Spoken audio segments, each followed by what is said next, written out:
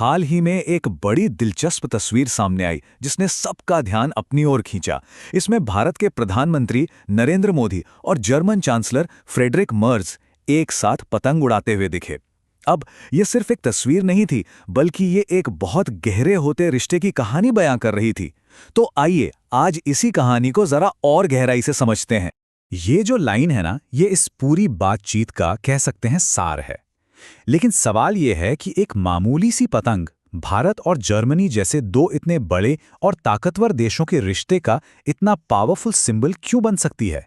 चलिए इसी को समझते हैं। प्रधानमंत्री मोदी के होम स्टेट गुजरात में दोस्ती का ये जो जेस्चर था, ये सिर्फ एक फोटो ऑप या एक मुलाकात भर नहीं था। असल में ये दिखाता है कि कैसे एक बहुत ही सरल सा काम भी दो देशों के बीच बढ़ते हुए भरोसे और गहरे होते सहयोग को दिखा सकता है। देखिए, एक पतंग की तरह ही किसी भी साझेदारी की असली परीक्षा मुश्किल हालात में ही होती है। और आज के समय में कुछ ग्लोबल चुनौतियां, जिन्हें हम विपरीत हवाएं कह सकते हैं, असल में इन दोनों देशों को एक दूसरे के और भी ज्यादा करीब ला रही हैं।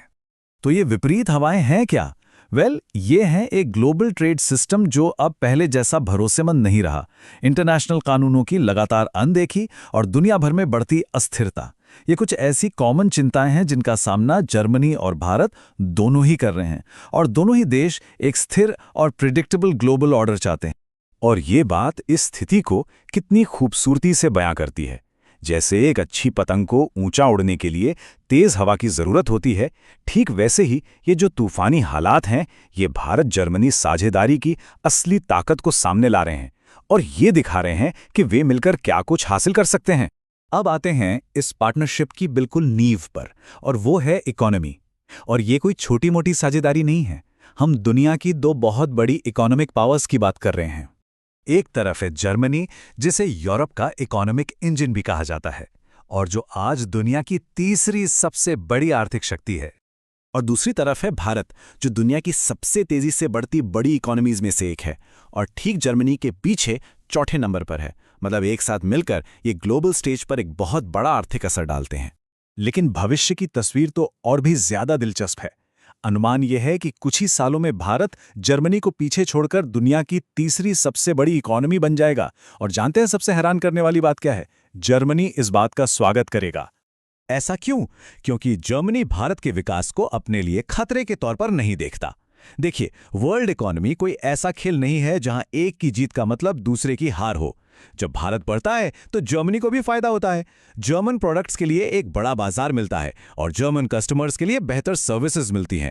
इसी आर्थिक तालमेल को एक ठोस शक्ल देने के लिए दोनों देशों की एक बहुत बड़ी प्राथमिकता है यूरोपियन यूनियन और भारत के बीच एक फ्री ट्रेड अग्रीमेंट को फाइनल करना। यह समझौता उन्हें भविष्य में किसी भी ट्रेड वॉर या सप्लाई चेन की दिक्कतों से निपटने में मदद करेगा। लेकिन ये रिश्ता सिर्फ आंकड़ों और व्यापार तक ही सीमित नहीं है।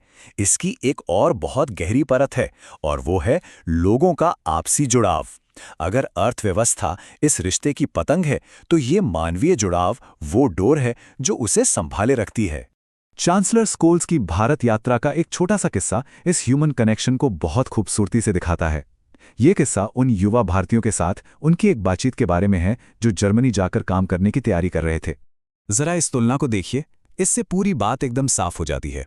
लेखक को सामान्य हिंदी सीखने में 4 साल लग गए, लेकिन चांसलर ओलाफ स्कोल्स एक ऐसी युवा भारतीय महिला से मिले जिसने सिर्फ 4 महीनों में ही जर्मन भाषा पर अच्छी खासी पकड़ बना ली थी।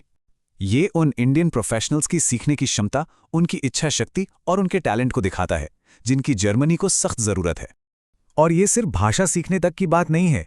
इंडियन प्रोफेशनल्स को उनकी फुर्ती, किसी भी सिचुएशन में जल्दी से ढल जाने की उनकी क्षमता और मुश्किलों का हल निकालने के उनके अनोखे तरीके के लिए बहुत वैल्यू किया जाता है। ये वही माइंडसेट है जिसकी जर्मनी सराहना करता है। इसी ह्यूमन कनेक्शन को एक औपचारिक रूप देने के लिए एक ढांचा भी तैयार किया गया है, जिसे कहते हैं माइग्रेशन पार्टनरशिप। इसका मकसद स्मार्ट और स्किल्ड भारतीयों के लिए सुरक्षित और कानूनी तरीकों से जर्मनी में काम करने के रास्ते खोलना है, जिससे दोनों देशों के बीच ये बंधन और भी ज्यादा मजबूत हो। तो ये साझेदारी भविष्य में आखिर किस दिशा में जा रही है? चलिए इनके साझा उड़ान पथ पर एक नजर डालते हैं। आगे का जो रास्ता है वो कई अहम पड़ावों से भरा हुआ नजर आता है। 2026 में दोनों देश अपने डिप्लोमेटिक संबंधों की 75वीं सालगिरह मनाएंगे। फ्री ट्रेड एग्रीमेंट पर बातचीत तेजी से आगे बढ़ रही है और हाई लेवल मीटिंग्स लगातार हो रही हैं। ये सब दिखाता है कि ये रिश्ता सक्रिय रूप से और मजबूत होता जा रहा है। संक्षेप में कहें तो इस साझेदारी का भविष्य 3 मुख्य स्तंभों पर टिका है। एक मजबूत फ्री ट्रेड एग्रीमेंट, डिफेंस के क्षेत्र में गहरी होती साझेदारी और सबसे जरूरी, दोनों देशों के लोगों के बीच लगातार बढ़ते और गहरे होते रिश्ते। तो हम वहीं लौटते हैं जहां से हमने शुरू किया था, पतंग। जैसे जैसे दुनिया की चुनौतियां और ये विपरीत हवाएं तेज हो रही हैं, सवाल ये है कि क्या जर्मनी और भारत की ये ऊंची उड़ान वाली साझेदारी न सिर्फ इन दोनों देशों के लिए बल्कि इस अस्थिर होती दुनिया के लिए स्थिरता का एक नया मॉडल बन सकती है।